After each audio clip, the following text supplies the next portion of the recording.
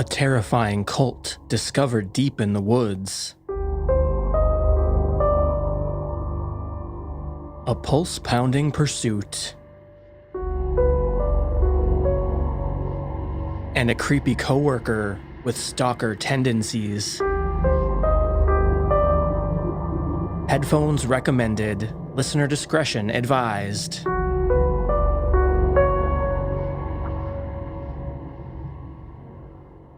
Welcome back in, everyone. I'm your host, Chad. You're just moments away from true tales of terror that will leave you breathless. So brace yourself. This is Disturbed.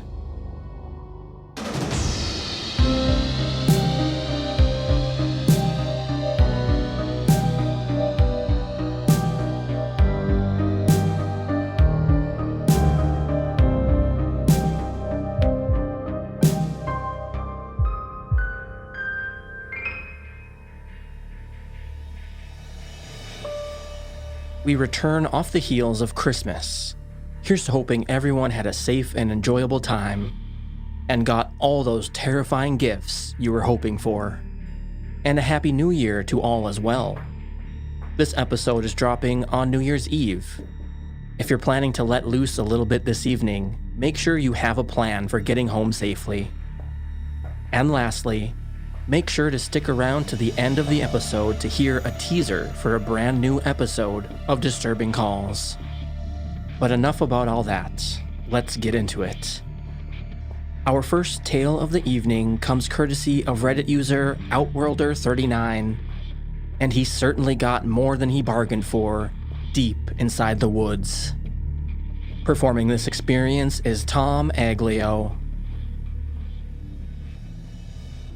I grew up in Ohio in the 70s, and me and my childhood friend Joe were outside all the time we could manage it. Joe lived on a farm that bordered a pretty big forest, and my parents would drop me off in the morning and we'd stay in the woods all weekend. We'd only come out for school. We loved pretending we were frontiersmen. We'd build shelters, traps, practice making fire with sticks, the whole 9 yards. When we got to be in high school, we got this notion to pull a Stand By Me. This was based on the movie of the same name that had just come out. The idea was that we'd walk the railroad tracks out in the country, but instead of looking for a dead body, we'd find cool bridges to fish from and camp a little ways off the tracks. Of course, we knew this was dangerous and we'd likely be trespassing, but we were kids. We had a lot of fun. We did find beautiful rivers.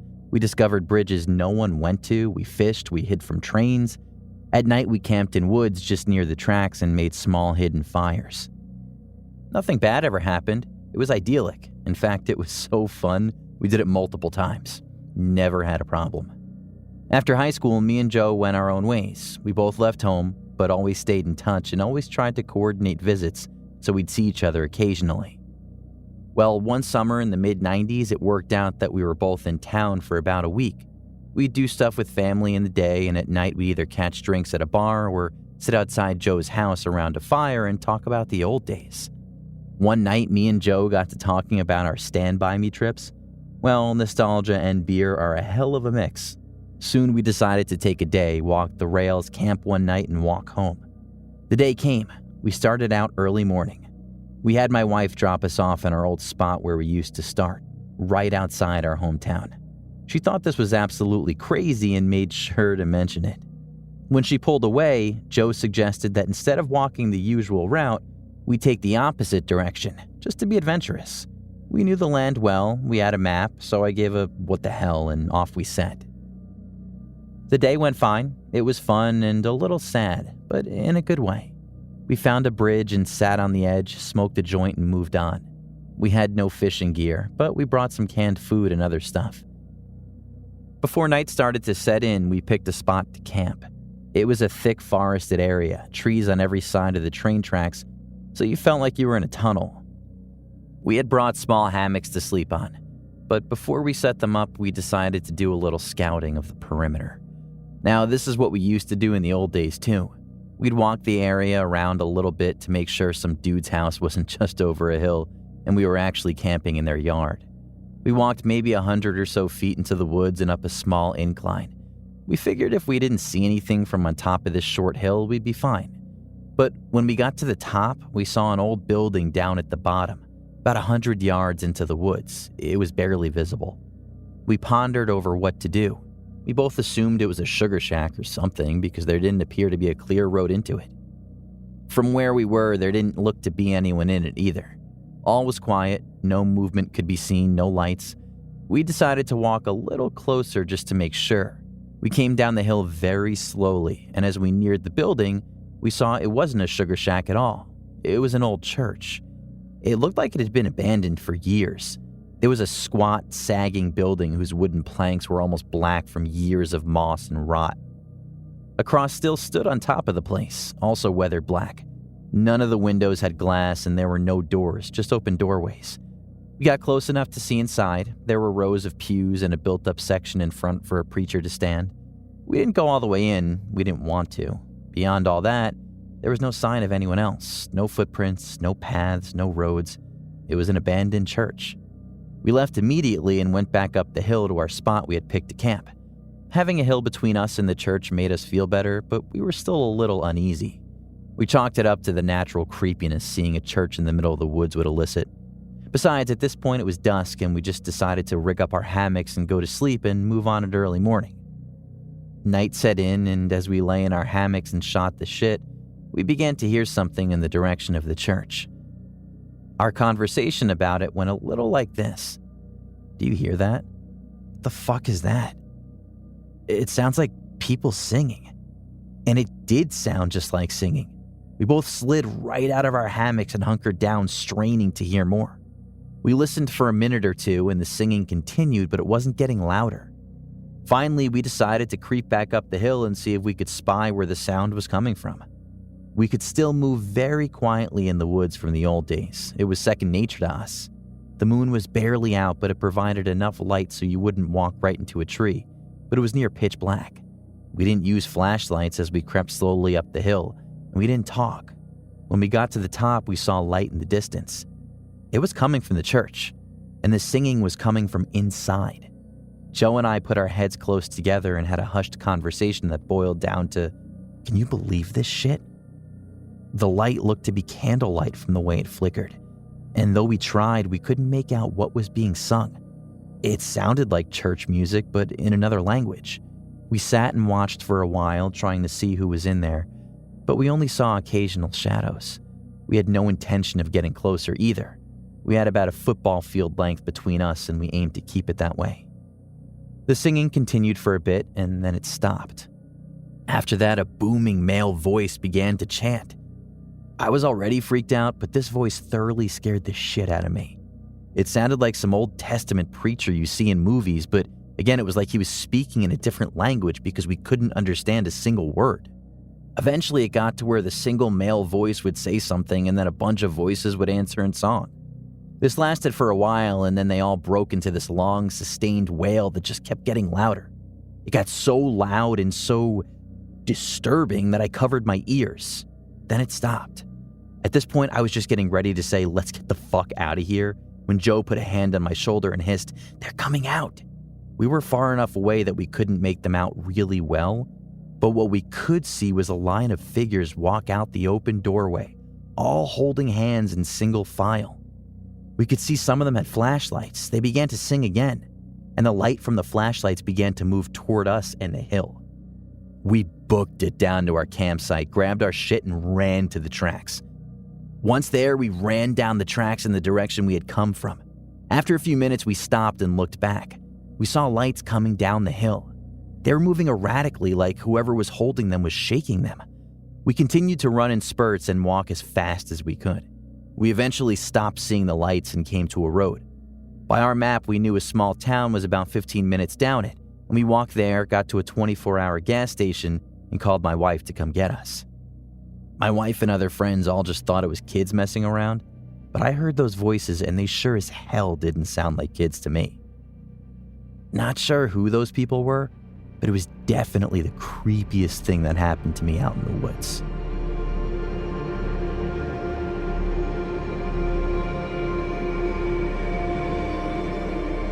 Now, let's acknowledge some of our newest Patreon members whose contributions help keep the show running smoothly: Tyler Hodgkiss, Abigail Walsh, and Teresa Tate. Thanks so much for supporting the show. They're all enjoying an ad-free listening experience, early access, and our bonus series of Disturbing Calls. 6 bonus episodes await all Patreon members and are available to binge right now. The newest one dropped just days ago. Visit patreon.com/disturbedpodcast to join today. Next up, Reddit user EU Crime Junkie experienced a heart-stopping, pulse-pounding pursuit that's not for the faint of heart. And join me in welcoming our newest guest narrator to the show, Sassy Sledgehammer, Diandra.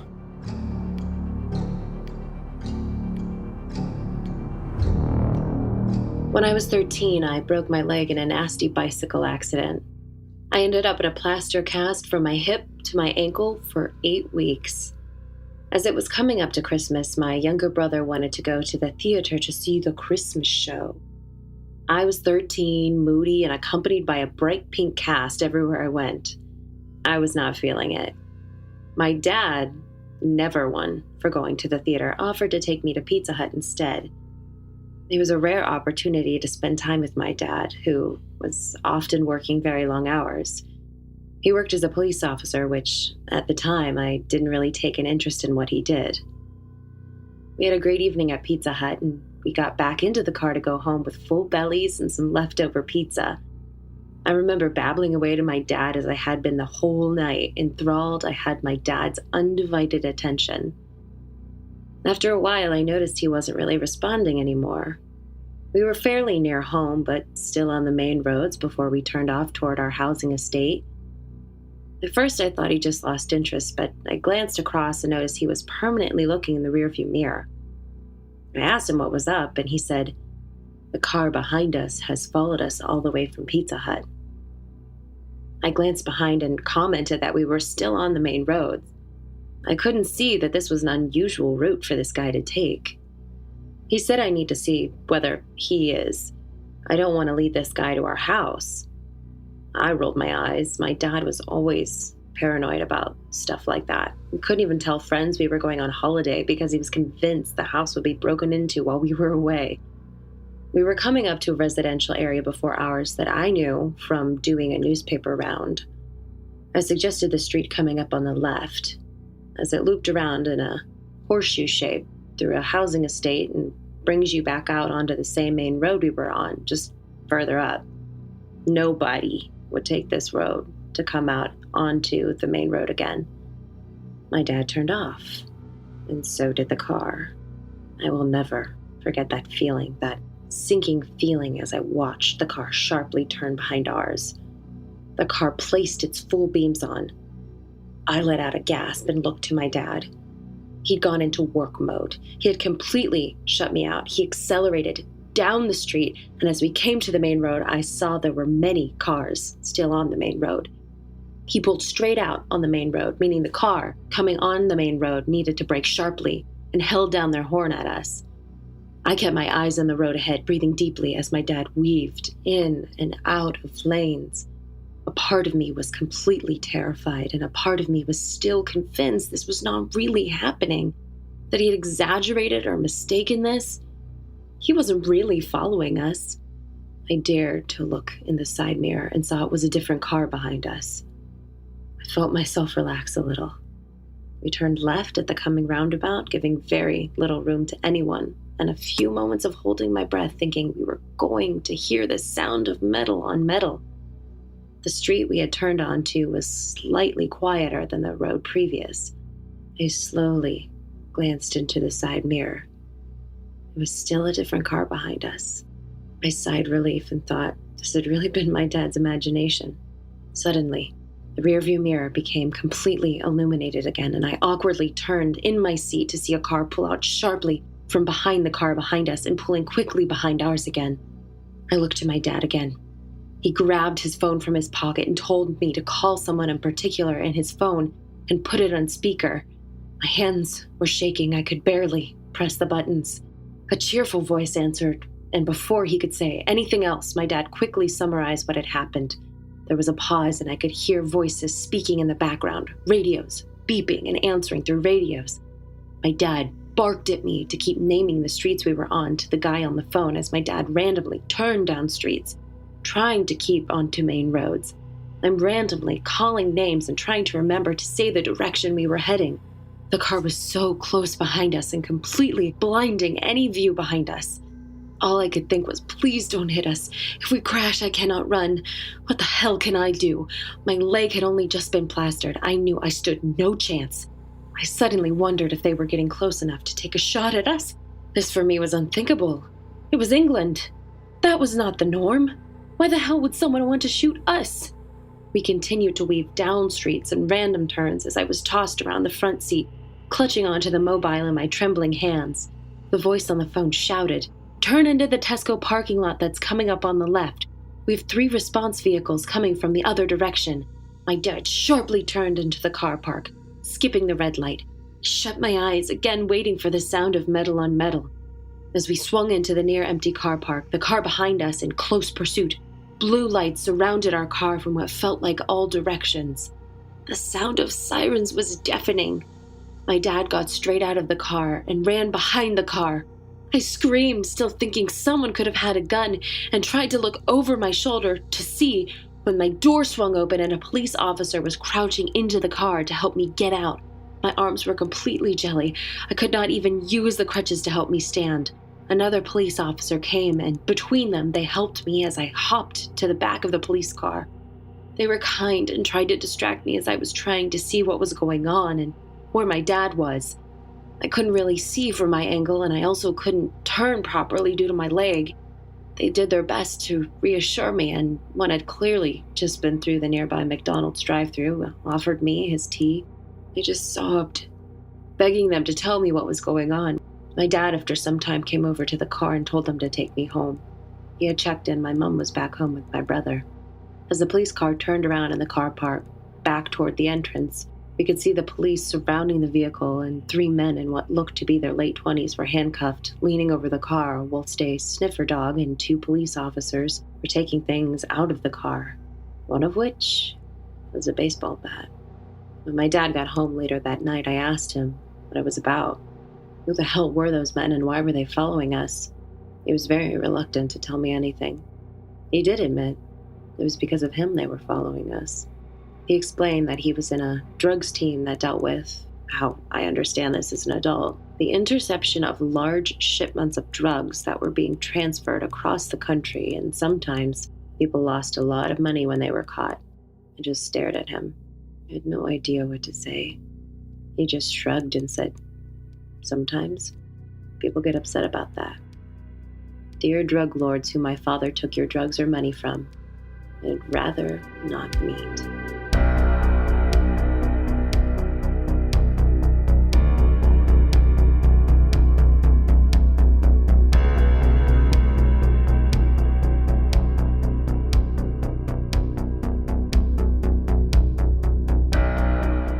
This episode of Disturbed is made possible by Fanatics. Fanatics is the world's largest collection of official fan gear from all the leagues, teams, and players you love. If you enjoy our show and are looking to buy a new jersey, sweatshirt, or hat, you can support us by going to podgo.co/fanatics and getting 25% off your next order. Personally, I've picked up several hats and t-shirts from these guys. The quality is always great and shipping is fast. Go to podgo.co/fanatics and get 25% off your order today. Now back to the show. I'm sure many of our female listeners can relate to having to deal with a creepy coworker. But what about one that just might be willing to follow you to a different country? Reddit user helpcreepylandlady had to endure just that. Performing this experience is Erin Lillis. This is the story of a coworker I had a long time ago, so I can look back on it and laugh now, but at the time it was really distressing for me. To give some context, every summer I would do some temp work for the company where my dad worked. It was an education company, so they always needed temp workers around July-August time for all of the exam remarks that they had come in. It was data entry work, but it suited me fine, and it meant I could earn a little extra cash while I was at university. I did this every summer from when I was 19 right through to when I was 23. And then I got another job at the same company for a bit after I graduated, but we'll get to that later. For now, all you need to know is that I was a reasonably familiar face there, and everyone knew I was my dad's daughter. The main downside of working there was that I'd clock off work at 5 p.m., but I'd have to wait for my dad to finish work, since he was the head of an entire department, so he'd end up staying a bit later. Every day, I'd bring a book with me and sit in this little foyer area between his department and the department where I worked, since it had the most comfortable chairs. I must have been 22 years old when this happened, because it was the penultimate summer that I worked there. I had just had my hair cut short for the first time in my life, and I'd had it dyed red as well. I was sitting on these couches reading, when all of a sudden this guy approaches me. Let's call him Leon. He tells me that he works in my dad's department and he thought he'd come introduce himself. This was a pretty common occurrence for me, and I was aware of this guy. He was young and decent looking, so a few of the women in my department had a crush on him. I was dating someone at the time, though, and I had never actually seen him in person, but I could see what they saw in him. We got to chatting, and he mentioned that I'd changed my hair, so I told him about cutting it short, and he cut me off mid-sentence. This is where it started to get weird. He said, "No, first it was brown and you didn't have a fringe. Then you went through that phase of curling it. Then you put the fringe in it and dyed it red. After that, you dyed it purple. Now you've had it cut short and dyed it back to red." This guy I had just met was describing over 2 years worth of hairstyle changes that I'd had. I felt creeped out, but he seemed like a nice enough guy, and I guess I had worked at the company throughout that entire time, so it was reasonable to assume that he'd noticed me before. That should have been the first red flag. He asked me if I had Facebook, and I told him that I did, so he said he would add me. That seemed pretty normal, but then, after he'd sent the friend request, he asked me to get my phone out so he could watch me accept the friend request. I'm British, and it's therefore impossible for me to be impolite, so I got my phone out and showed him that I had accepted it. I thought that might calm him down. Bear in mind, he wasn't a bad-looking guy, so I felt a bit flattered at this point that he was so keen on me. That sense of flattery dissolved real fast. After the Facebook thing, he kept asking me if I had MSN, and I told him that I didn't. I swear throughout this conversation, he asked me if I had MSN about 4 times. Then, the final time he asked, he was like, "Please, can you get MSN so we can chat after work?" It was like he had something really urgent he wanted to tell me, but I'd only just met this person. I kind of laughed and said about how I hadn't used MSN since I was a teenager, without necessarily rejecting him. Then he said something like, "Well, if you don't have MSN, then do you have Skype?" This seemed like the perfect opportunity to bring up my boyfriend, who was a foreign student and went back to his home country during the summer. He was the only person I spoke to on Skype. I said to Leon about how I didn't have my own Skype account, but I used my dad's Skype account to talk to my boyfriend. I really thought this might ward him off. I was wrong. Without missing a beat, he said, "Can you please just get your own Skype account so we can video chat after work?" He said it like I was somehow inconveniencing him, like this was something we'd agreed to do months ago or something. I had no idea how to react, so I just sort of smiled and laughed.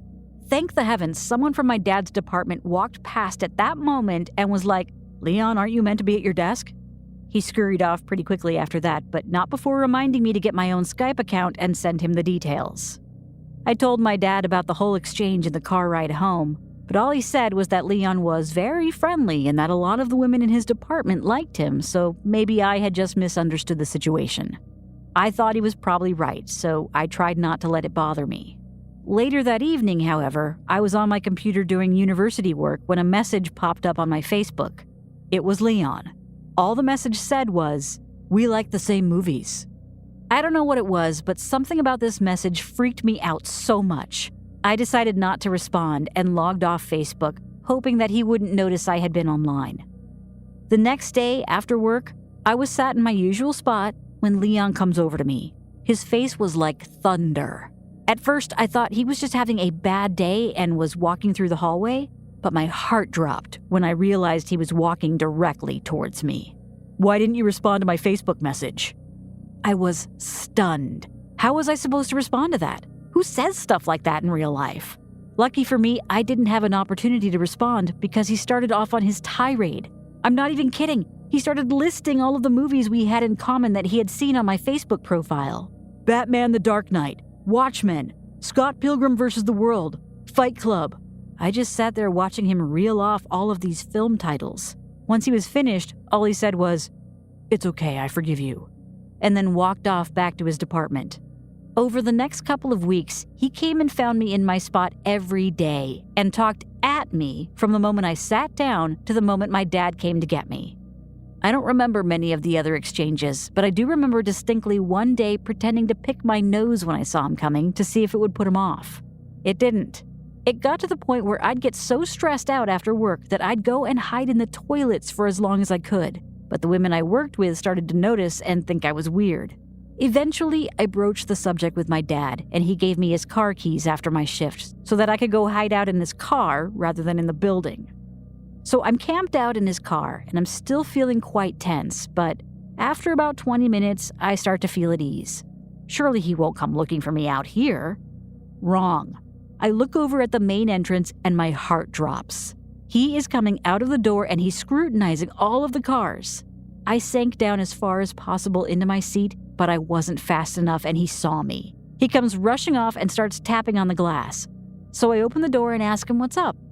"I didn't see you in your usual spot, but luckily the doorman told me he saw you come out here. Why are you in your dad's car?" Again, what are you supposed to say to that? I told him I'd had a headache, so I'd come out to the car to take some paracetamol and see if I could get some sleep. At least he respected that, because he told me to feel better and then left me alone. I breathed a sigh of relief, knowing that I was only going to be working there for a few more days before I had to go back to university. I told my dad about the car incident, and he gave Leon a talking to the next day. Leon would still come find me in the foyer, but he'd only talk to me for a few minutes in passing before leaving me alone. It was a big relief. On my last day at work there, I was fully expecting him to do something crazy, but he didn't even come to chat with me that day. I left the office and thought I would never see him again. I found out he was fired not long after I left the company that year because he kept coming into work late and then spent most of his time at work chatting with his coworkers, and me apparently. Fast forward to January of 2014, and I was prepared to move to China for a position teaching English. I had graduated from university, and I was working at the same company, but this time in a semi-permanent capacity. It was my last day at work, so I received quite a few gifts and some fuss from my coworkers. It was about 10 a.m. when who should I see walk through the door but Leon. He had been hired as a temp to do the job that I had done for so many years. As soon as he walked through the door, he saw me, and this flash of recognition crossed his face. I wanted to slide under my desk and die. He came walking over to me and was all smiles, asking about how I was and what I was still doing at the company. It was at this point that one of my coworkers mentioned about how I was off to China soon. Leon seized on that and started talking about his friend who was also interested in TEFL. His interest seemed genuine, so I got to talking about how I got my TEFL qualification, who I got it through, what company I was going to be working for out in China, etc. We chatted for about 20 minutes, and he wrote down some details for his friend, then went off to work. At the end of the day, I was packing all of my stuff to leave, and a few of my coworkers were coming over to say their goodbyes. Don't get me wrong, the Leon incident aside, I had a wonderful time working at that company, and I made a lot of great friends. Out of the corner of my eye, I see Leon approaching, but I think, what's the harm? He says goodbye and wishes me luck on my new adventure. Then, as I'm literally walking out the door of the department, I hear him call out, "See you in China!" For the first 2 weeks of my teacher training over there, I was like a hawk, keeping a constant lookout for this guy. He never did follow me out to China, but it still remains one of the creepiest encounters of my life.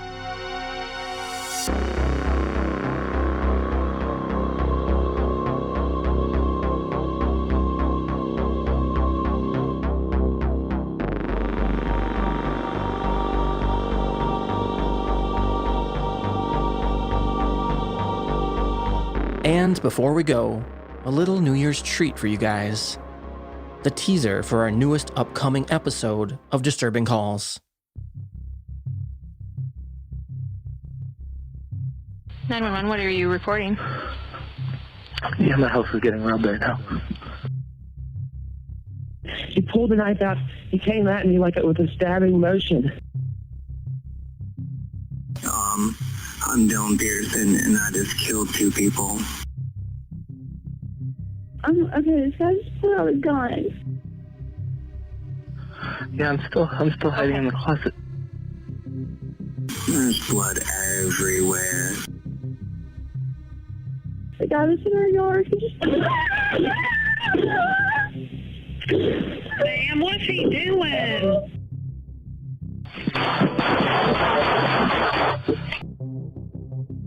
I killed 2 people with a knife.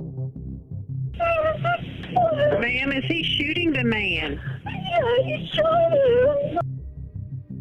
This guy's still alive, but he's gonna need help. Where are they at?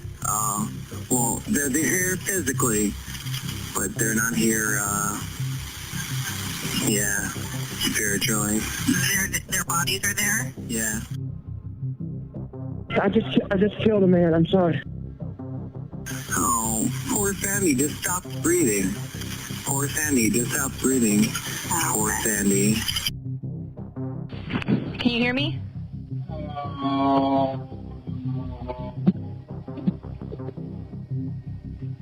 Can you hear me? Everything comes to an end, right? Everything. This episode of Disturbing Calls is available right now, exclusively to Patreon members. If you want access to this bonus material, as well as early ad-free episodes of Disturbed, join us on Patreon at patreon.com/disturbedpodcast. You won't want to miss it.